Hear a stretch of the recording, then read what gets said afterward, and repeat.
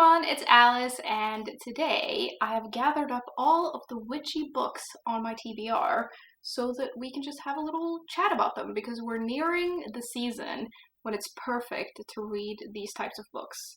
Not that I'm going to be able to read all of these during the fall months, but a girl can dream. Now, I do feel like I've missed a couple. I'm sure I have a few more on my shelves, but with these kinds of books, sometimes you don't really understand that they're witchy before you read them. And sometimes I get recommended books because they're witchy and then I get them. And then I sort of forget that that's why they were recommended to me. But I still have a pretty sizable stack, so we're going to go through the ones that I could think of. But if you can think of any that I've missed, let me know. There's something about stories and books about witches that have always appealed to me ever since I was a kid, and I love looking for new ones, and whenever I find one, I usually just kind of get it because I've never really met a witch book that I can't convince myself that I need, even when I don't. Either way, I'm hoping to get to quite a lot of these over the next couple of months, and if you've read any of these, and there's any in particular that you think I should prioritize, let me know. Also, I would like us all to appreciate these sleeves for a moment. We're going for very sort of witchy vibes today. I actually wore this to work not too long ago with like a black skirt, and someone commented on it and said that it looked like I had embraced the darkness, which I thought was pretty funny. Anyways, let's get into the books. The first two books I have are actually books in series that I'm reading. The first one being The Shadow Cabinet by Juno Dawson, and this is the sequel to Her Majesty's Royal Coven, which I read earlier this year, and I really enjoyed that book. It was a lot of fun to read. That story follows four witches who are all friends, and they have sort of drifted apart over the years, but they have to come together when this new threat comes on the scene, threatening to sort of destroy everything they stand for, although it is a little bit more complicated than that. The first book did end on quite the twist. Like, I was pretty shocked, so I'm very intrigued to see how we carry on in this next book. I think it could be interesting. I sort of feel like it could go both ways. I'm not entirely sure, but I really like the world that's created in these books and like the magic system and everything, so I'm hoping this will be as fun as the first book, and that we figure out what the hell happened at the end of that other book. The second one is The League of Gentlewomen Witches by India Holton, and this is in the same series as The Wisteria Society of Lady Scoundrels, but they're in the same series only because they're set in the same world, I think. We're not following any of the same characters, it's just sort of the world.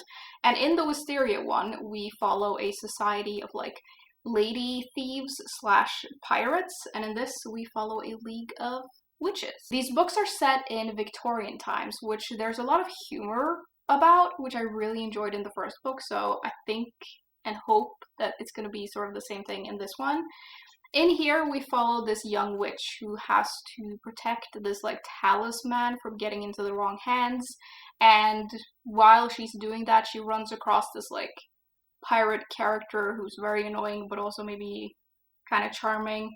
I'm assuming because there were some romance elements in the first book that that's also going to be in here, maybe with her and the pirate, I don't really know. Sounds like fun, though, and I really, really liked the writing in the first book and just all of the like humor, and it was really fun to read, so I'm hoping this is going to be very much the same vibe, just with witches. Moving on, we have The Once and Future Witches by Alix E. Harrow, and this is historical fiction. It's set in the 1890s, and it says that in this world, magic is dead and there are no witches anymore, and we are following three sisters who are all part of the suffragist movement in New Salem, and I think that they decide to sort of pursue these old hidden ways to help the movement, and they sort of want to make the suffragist movement a witch movement, which sounds really, really cool. Like, the idea of suffragist witches, like, that's super cool. It says on the back here, there's no such thing as witches, but there will be. So, very excited to give this a go. I have heard sort of mixed things about it, but I want to read it anyway, and it does not escape me that this cover is very beautiful, and it really makes me want to read it. Then we have more historical fiction with The Manningtree Witches by A.K. Blakemoore, but this is set even further back. It's set in the 1600s in England, I think in the middle of the witch trials, and it's set in this small town where most of the men are gone because they went to war and then they never came back, and so this town is mostly women, and they're just trying to survive and doing the best they can.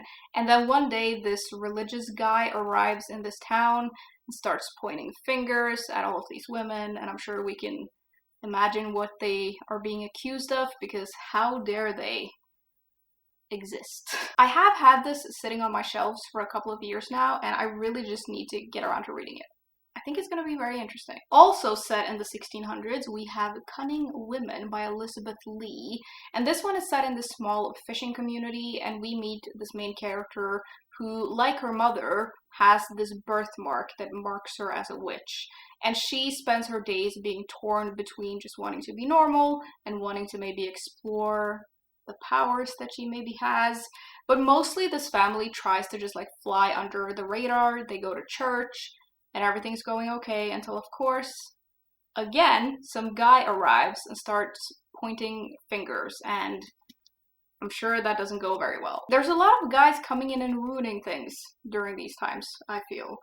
But yeah, I'm really excited to read this book. I have heard really good things about it, and again, the cover is absolutely gorgeous. It's kind of like autumnal as well, which I'm into. Then we have a book where I'm actually not entirely sure that there are witches in this book, but I feel like there are because someone recommended it to me based on the fact that I like books about witches. So I'm hoping there are some witches in this. If not, I'm excited to read it anyway. It's Weyward by Emilie Hart. This one has 3 timelines. One is set in 1619, where this young woman is being taught this sort of like nature stuff by her mother, and it's kind of like magic, but it seems to be very much sort of like nature magic, if it even is magic, I don't really know. But we're following her, and then we have one set in 1942 during the Second World War, where this woman finds a mysterious locket when she's trapped in this mansion. And then the last one is set in 2019, where this woman flees London for this cottage, and she finds some sort of secret there. Now that I'm looking at the cover, which is beautiful by the way, it does say, "They call us witches, we call ourselves Weyward." So this is definitely a witch book, I'm guessing. I don't know how magical it is or what kind of magic is in here, but I'm very excited to read this, especially because several of you have recommended it to me, and I trust you, so hopefully I'll love it. Next, we have a book by the lovely Kirsty Logan. It's Now She Is a Witch. And again, we have a beautiful cover. There's something about covers of witch books that are usually just so freaking good. Like, this is beautiful. I love the little mushrooms, the rabbit, the back. It's so good. Anyways, this follows 2 people. One of them finds the other in this forest after they've lost their home, their family, their lover, like everything. And this person in the forest seems to know a lot about poisons, and the person who finds her, she, I think, wants to use these abilities for something. I'm not entirely sure, but I think this is going to be a little bit dark, and there's something about a poison garden in here, which I'm very excited about.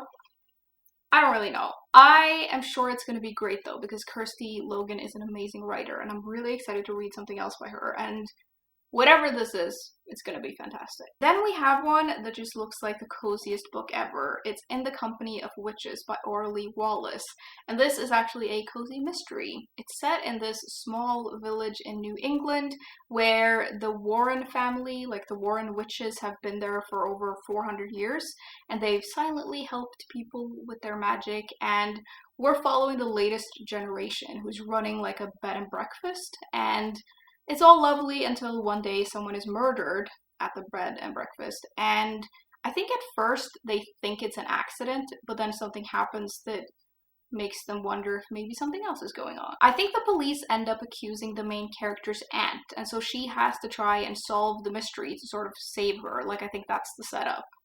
I'm really excited to read this. It looks so cozy. And I'm hoping this is just gonna be like a light, fun read with like a sprinkle of magic in it. Now, the last 3 books in my stack, we're sort of changing moods a little bit with these, and we're going for a more romance rom-com vibe, I guess, starting with Small Town Big Magic by Hazel Beck.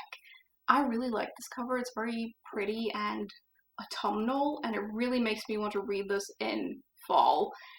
And I don't know if I'm going to love this book, but I'm hoping I'm going to enjoy it. Like, that's what I'm thinking I'm gonna get out of this, just like a nice, enjoyable read. The story follows a bookstore owner, so we're starting off well, and she loves this little indie bookstore that she's running, and she loves the town that she lives in. Like, she's really passionate about it, and it seems like she has some sort of rivalry going on with the mayor, which sounds pretty funny.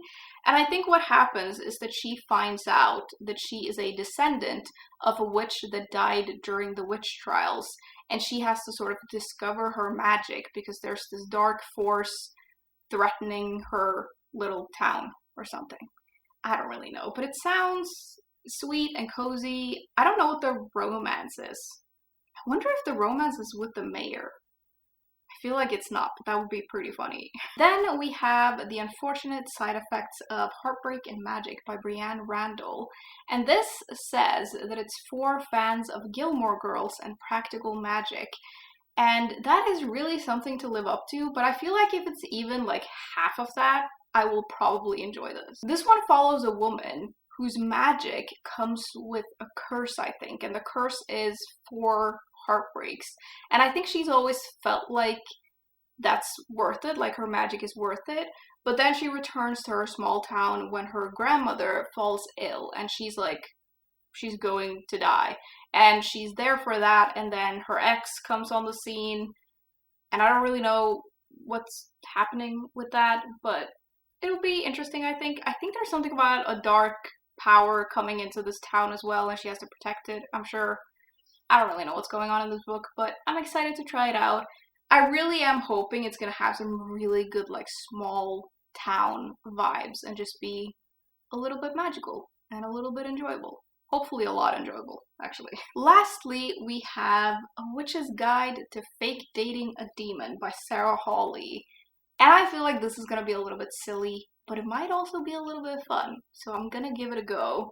It follows this witch who has been prophesized to be like the most powerful witch in centuries or something, but to her mother's dismay, she prefers baking and spending time in the kitchen, and that's just what she likes, so that's what she does.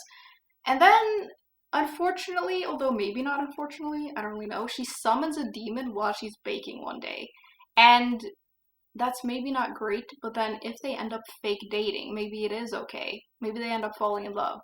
I have no idea. It sounds a little crazy, but I'm gonna give it a go. Maybe I'll enjoy it. Why not? That was the last book, though, in my very big pile of witch books. The funny thing is, though, there might be some new witch books in upcoming hauls in the very near future on this channel. I really need to chill out with that, but you know what? It really isn't that bad, because if you put it into perspective, I could be spending all of my money on drugs. So, you know, it could always be worse. Anyways, I'd love to know if you've read any of the books that I mentioned today and what you thought, or if you have any witch books on your TBR that you're looking forward to. I would love to hear all about it. As always, thank you very much for hanging out with me today, and I will see you soon. Bye!